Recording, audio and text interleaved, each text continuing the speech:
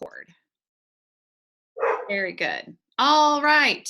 Welcome to From Concept to Coach Session 2. I am excited. This is my favorite hour of the week to be here with you guys. So thank you for being here with me. We are going to kick off with some new information to share with you and a little accountability. And then we're going to top it off with some Sarah coaching practice. All right. Our quote of the week is, coaching isn't therapy. It's product development with you as the product, you meaning the client. All right. Who on this group wants to volunteer a concise differentiation between coaching and therapy? Who has an idea? Anybody? No wrong answers here. Could I? Maybe therapy, someone's more telling you what to do, or giving you advice, whereas when you're coaching someone, they're pulling it from their brain through their mouth, like it's something that they've come up with on their own versus like, just giving someone advice. Yep, that's absolutely, therapy is a lot of advice, a lot of consoling. Yes. I've been to therapy. You don't have to say that you have. I'm sure at some point we've all had some kind of therapy in our lives. So one of the ways I like to differentiate the two is that therapy is looking at the past and coaching is looking at the future.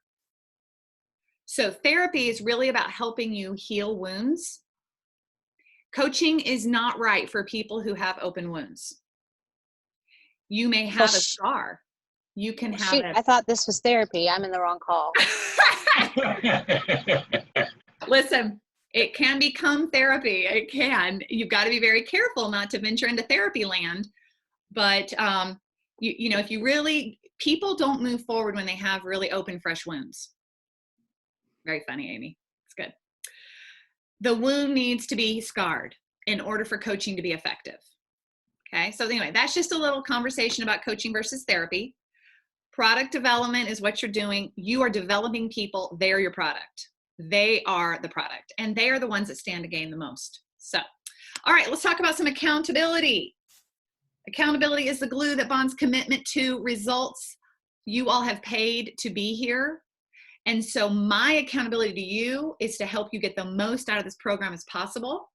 And this is where I call you out and ask you if you've done the things we talked about last week to move you forward in this program. So some of you have reached out. I want to congratulate Amy and Laura for being coaching partners, Eric Kavanaugh and Jeff Henry for being coaching partners, Eric Tatro and Nikki for being coaching partners. You guys have reached out and said you want a coaching partner. However, I do want to ask you if you have met with your coaching partner this week, and if you have, what has that looked like for you? Somebody share, please. This is Laura. Amy and I met this week on Friday, and it was really awesome getting to, because I kind of know Amy just from taking Bold with her, but it was just really awesome to just get to kind of hear each other's hearts and goals and connect to start building that relationship.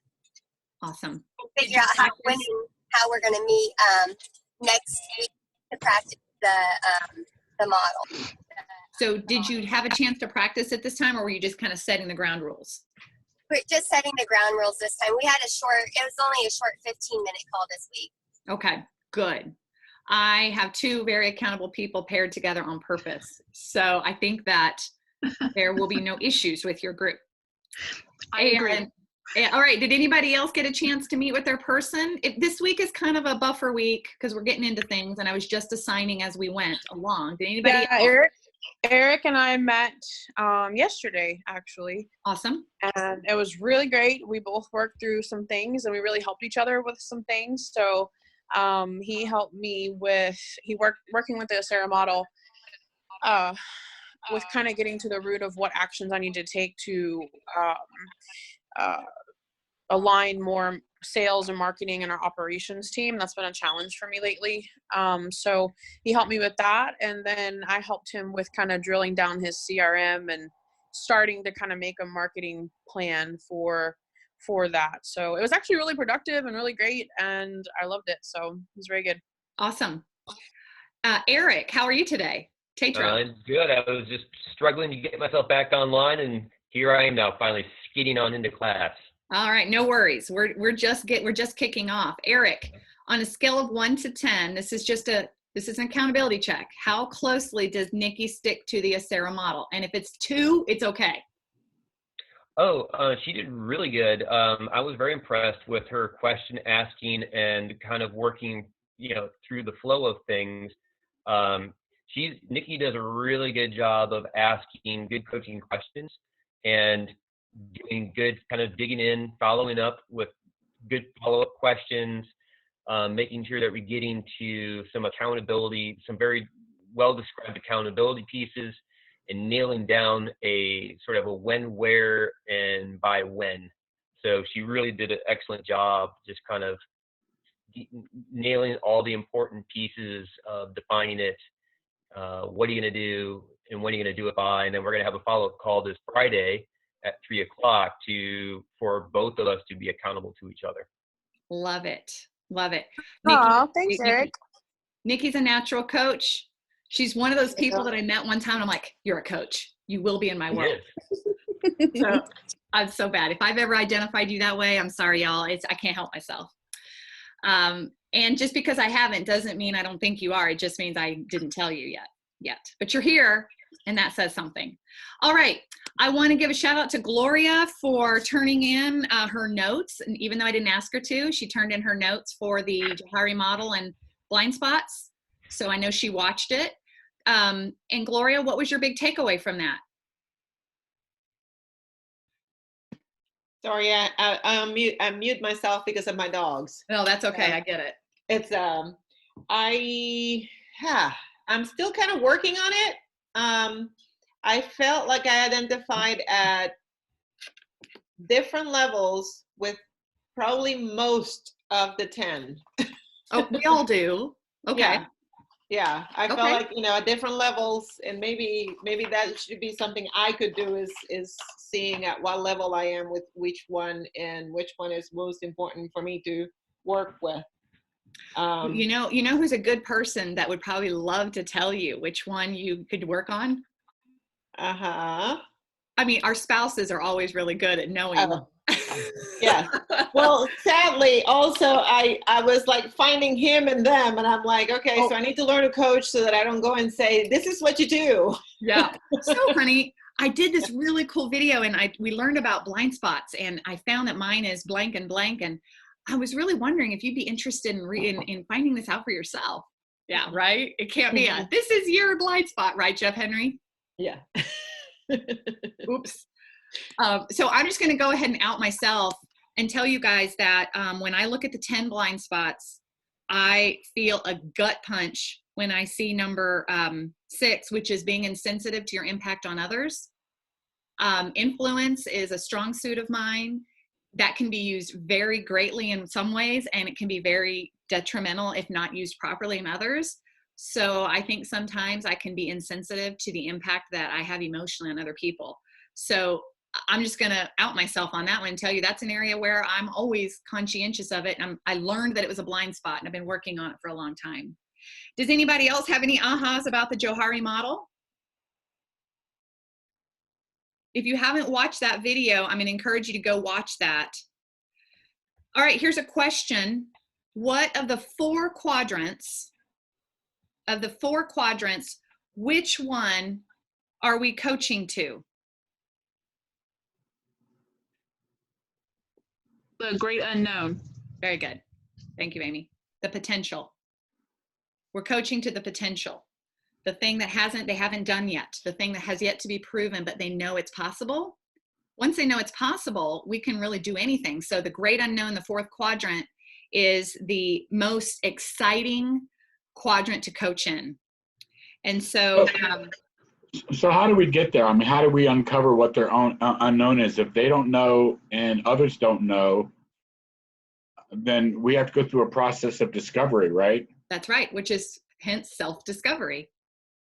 Okay. It's uncovering what mindset limitations have kept them from exploring it, then helping them create actions to go explore doing it, and then grow through that process to move into new territories. We don't know it's possible. Here's what we do know. Nothing is impossible. We as coaches stand for the impossible. We know that nothing is impossible. So that's where, I mean, yeah, maybe it's not possible tomorrow, but if you were to put a plan together and take one step a day towards your plan, you could accomplish absolutely anything you set your mind to. All right, so you would ask them what their goals are and what they think is possible, and then challenge those assumptions and challenge them to think bigger. Yes. Well, okay. Truth is they would have done it already. So what you want to uncover is why they haven't. And in why they haven't is where you'll discover their limitations, what they're thinking about, what they believe to be true, the stories they've told themselves. Wait till we get to the thinking model, which is, I don't know, 2 or 3 weeks from now. When we get to the thinking loop, we really start to uncover this and really start to step into how powerful this is when you start having conversations around what's possible. All right. Thank you guys for being accountable. Next week, we're going to do the same thing. I'm going to check in randomly to see who's watching the video, what your ahas were, and how your coaching is going outside of our time here together. All right? Okay. We are going to talk about lifestyle and platform today. Next week is one of my favorite topics, which is the art of asking great questions. And then the next one is the famous thinking loop that changed my life. I cannot wait to share these two with you. They're very powerful weeks. I want you guys to buckle in and be ready to really learn these models, because these two were the two big takeaways everyone had from the last group.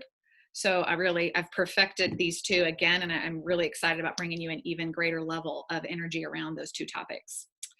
Any questions before we jump into today's little coaching training session? Everybody good? Okay. All right. So we're going to talk about two things today, platform and lifestyle. All right. What do you think I mean when I say platform? What you are basing your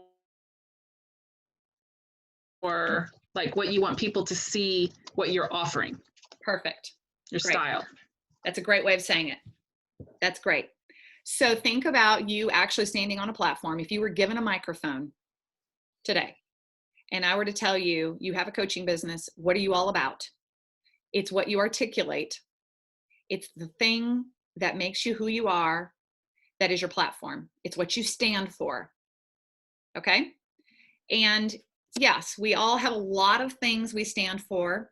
And I'm going to encourage you as we start this process of revealing the coaching career to you, and as you test drive coaching as a career, I'm going to encourage you to get closer and closer and closer to a small, narrow platform as opposed to a very broad platform. Does anybody understand why? The same thing I said last week, the master of none, whatever it is. Yep. I can't remember. I just remember the master of none part. Jack of all trades, right? Yes. Master Something along those lines. That's right. All right. So here, let me give you an example of what happens when you are too broad. If you were articulating what you do as a coach and you were to say, I coach business owners. Well, there's a lot of business owners, and a lot of people might identify themselves in that, but they don't hear their specific need or problem in that. However, if I were to say to you, I work with overwhelmed, stressed out, maxed out, visionary business people, do you think they start going, oh crap, that's me? Do you think they start hearing themselves in that? So whatever your specific platform is, what we want to do is begin to identify what it is. Now, you can identify that it's real estate agents, for example, because I coach real estate agents too. Even inside of that, you can get more and more narrow and have a platform. I'm going to ask you all, and I'm putting myself on the spot here. How many of you can identify, based on what you know about me, what my platform is? What am I about? Women. What's that? Women. Women. Good. Time blocking. Yes, you are. Yep. Time management. All right. What do I speak about? What do you hear me speaking about, though? For those of you that follow me on Facebook, for example, what am I out there talking about? What have I been through? Empowering women. Your health. Health. Good. Yes. Empowering women. What's that? Visions and goals. Holistic visions and goals. Very good. Okay. Do you see how that's more narrow than I coach real estate agents?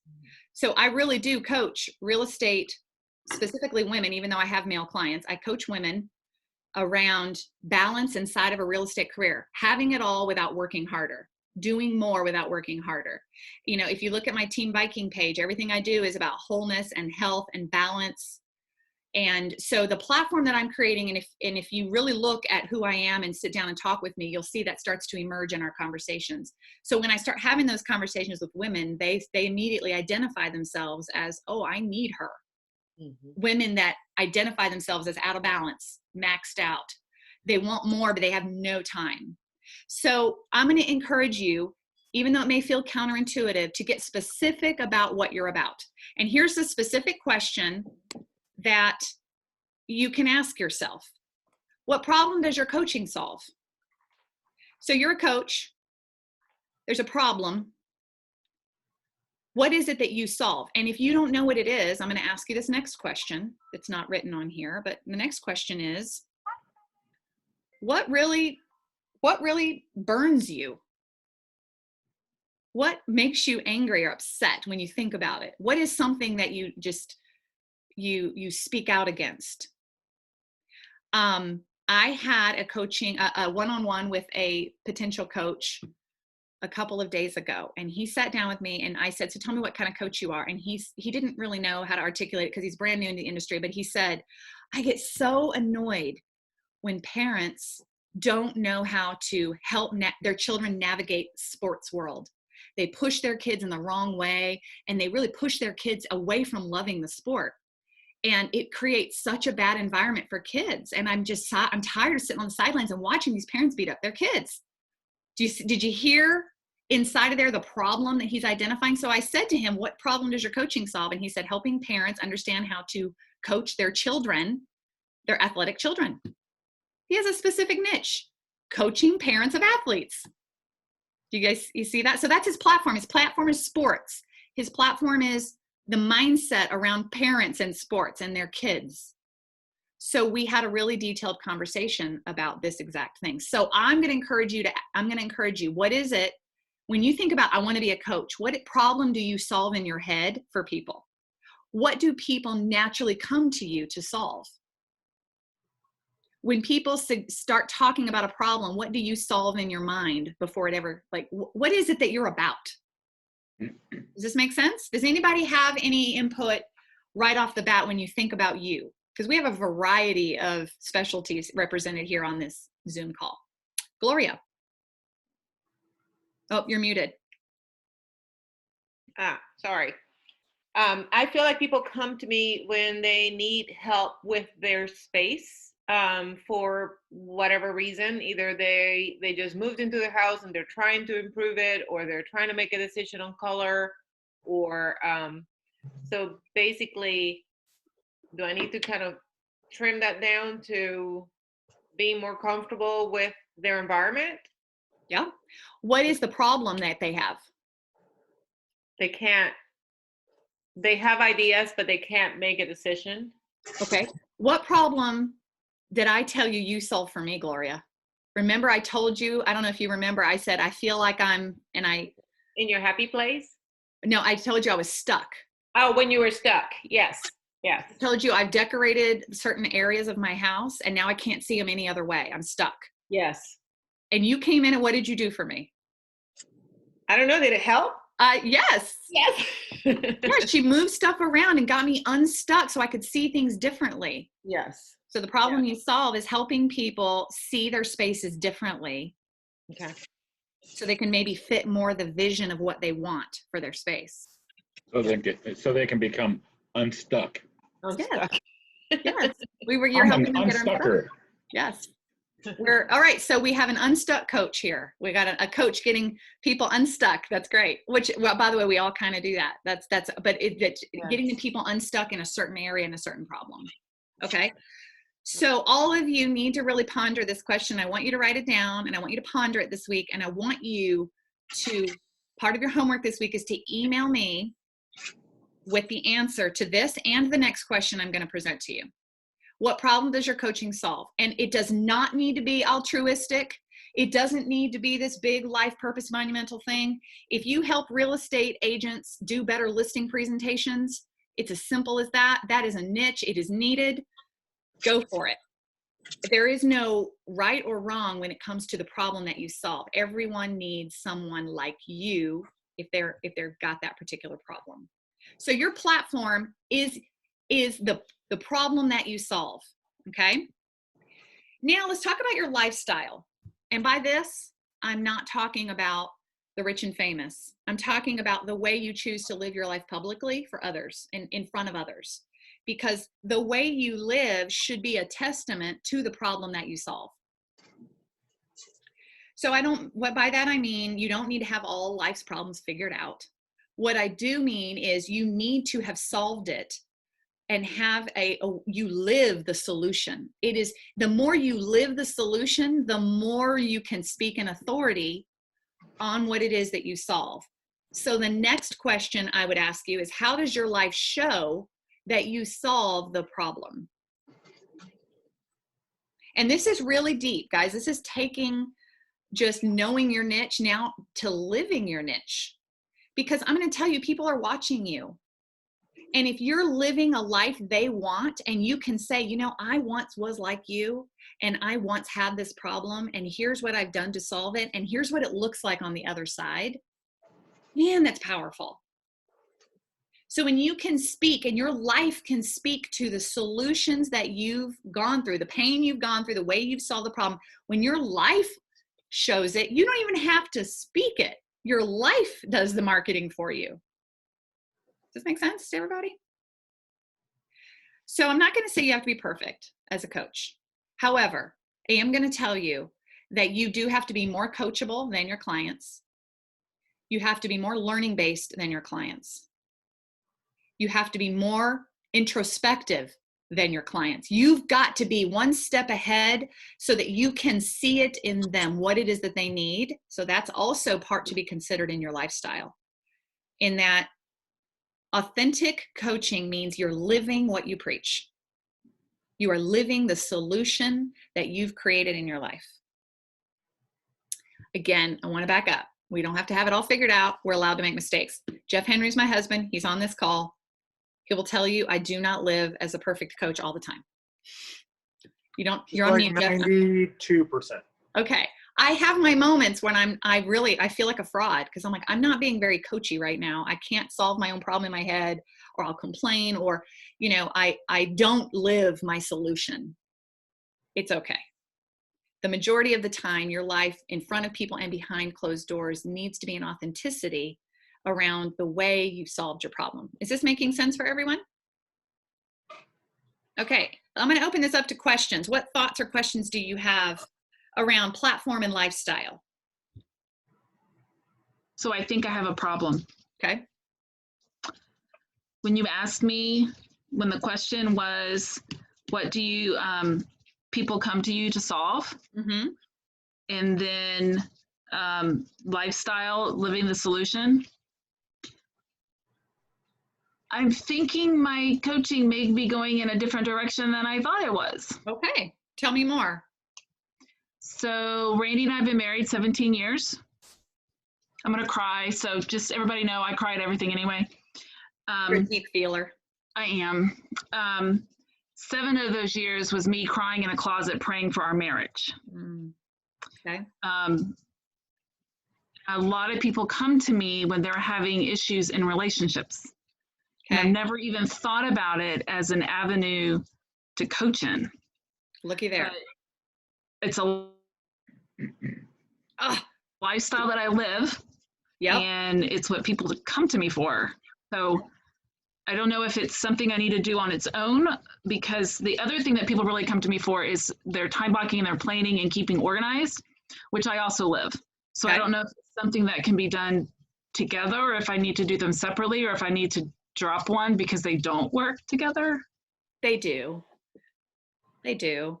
You know, you may find that people will come to you and for time blocking and time management, but uncover challenges in their relationship. So one can be a funnel for the other. You don't have to be super exclusive with this. So like I said, for example, I have female, like I coach mostly female clients. It doesn't mean I won't coach a male client or that male clients don't come to me for coaching. It's just, it's not necessarily my specialty, if you will. So I don't want you to self-eliminate because this is one area. It doesn't mean you have to be exclusive in those things. Well, isn't that a limiting belief that women are your specialty and you don't necessarily coach men? I mean, that's a whole coachable moment right there. I mean, why would it be any different for men than it is for women? I mean, we all face basically 90% of the same problems. It's a great question. And I actually had that come up in the last group, and what we discovered and what we talked about was that it's not that I can't. It's that my specific solution is usually received well by women, meaning I get better results with women. Okay. It doesn't mean I can't, and I will. And I love my male clients. I love coaching all people, all humans. You got a pulse. I want to coach you. I want to always be helping people. But when it comes to the results and the way that I can truly help, women hear my voice because of my lifestyle and because of the challenges I've been through. They can identify themselves better in that than a man can. So it is important that you understand, and we're going to talk more about your ideal client towards the end of this program. So we're going to dig a whole lot more into that, and we can uncover more of that, Eric. But it really is about people hearing themselves and what you do.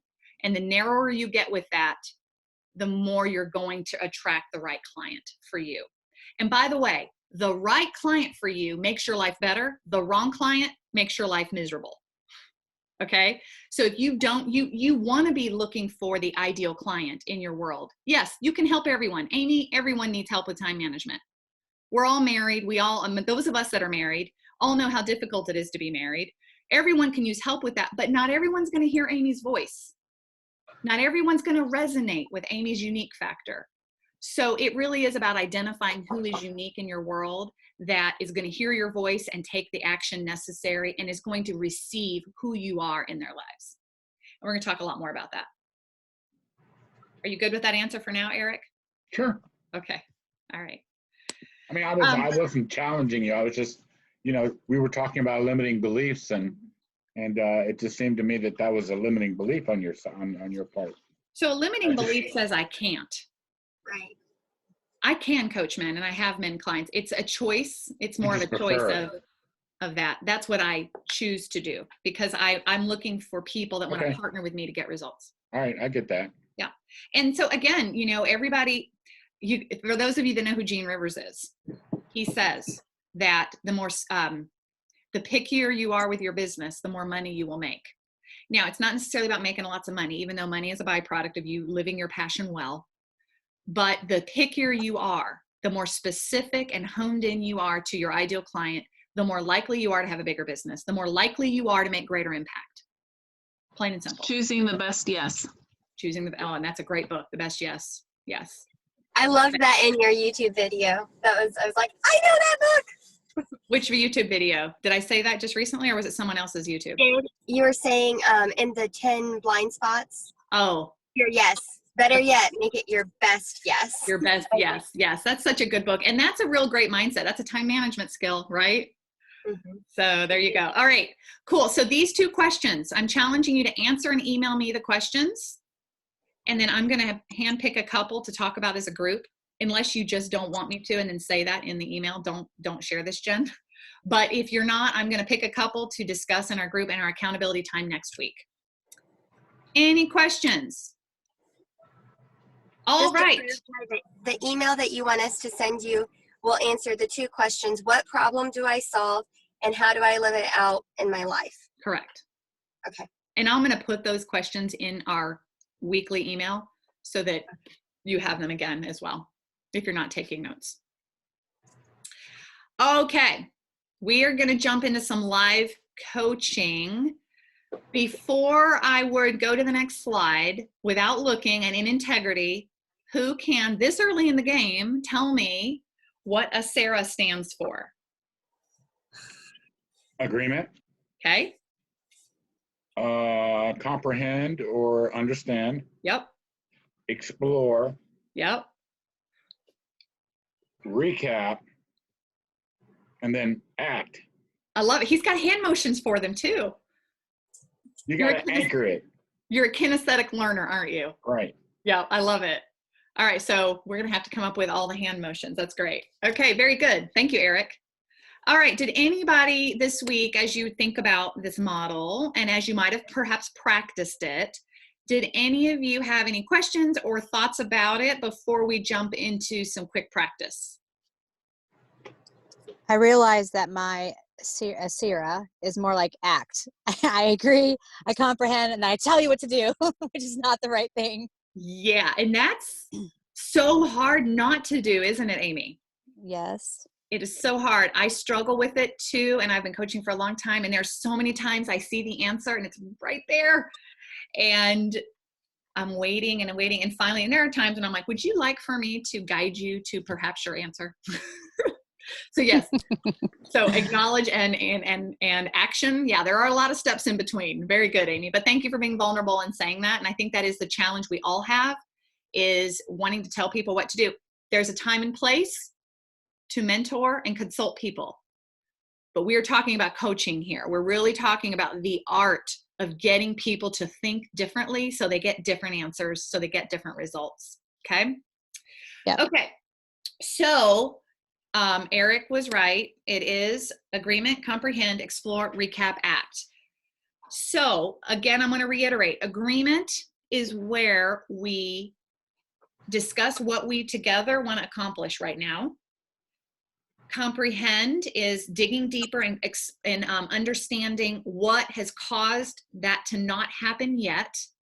Explore is exactly that, exploring what options, what things, what mindsets, what habits are around that limitation and how to break through those. A recap is, did I hear it right? Are we on the same page? An act is, what action will you take based on this information? It's very simple. It's not always that straightforward. And there are about 25 rabbits in between A, C, E, R, and A that we all chase. But our job as the coach is to get people back on the rails of A, C, E, R, A. Get them, even if we chase a rabbit over here at E, we reel them back in and we get back to R. It's our job to keep it on track. Okay?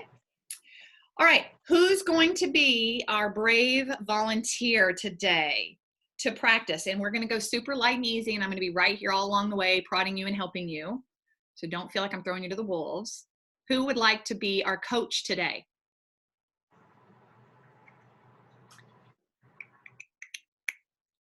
I can do I it. would, but I'm driving. I might go there now, so.